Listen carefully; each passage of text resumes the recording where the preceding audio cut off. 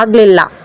ಅವರೆಲ್ಲ ವಿಡಿಯೋ ನೋಡಿ ಬ್ಲೆಸ್ಸಿಂಗ್ಸ್ನ ಕಳಿಸ್ಕೊಡಿ. ನಾನು ಆ್ಯಕ್ಚುಲಿ ಲೈವಲ್ಲೂ ಕೆಲವೊಂದು ವೀಡಿಯೋಸ್ ಹಾಕಿದ್ದೆ ನನ್ನ ದುಬೈ ಕಲೀಗ್ಸ್ಗೆ ತೋರಿಸೋದಕ್ಕೆ.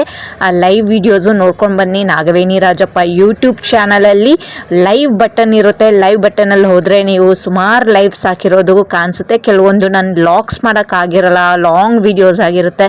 ಸೊ ಆ ರೀತಿ ಇದ್ದಾಗ ನಾನು ಲೈವ್ ಹಾಕಿರ್ತೀನಿ.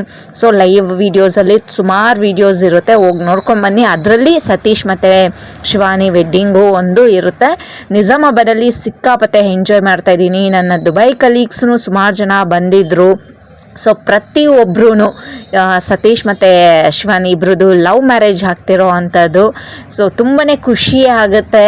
4 days ಅವ್ರ ಊರಲ್ಲಿ ಹೋಗಿ ಅವ್ರ ಕಲ್ಚರು, ಅವ್ರ ಮದುವೆ ಸಖತ್ತಾಗಿ ಎಂಜಾಯ್ ಮಾಡಿದೆ.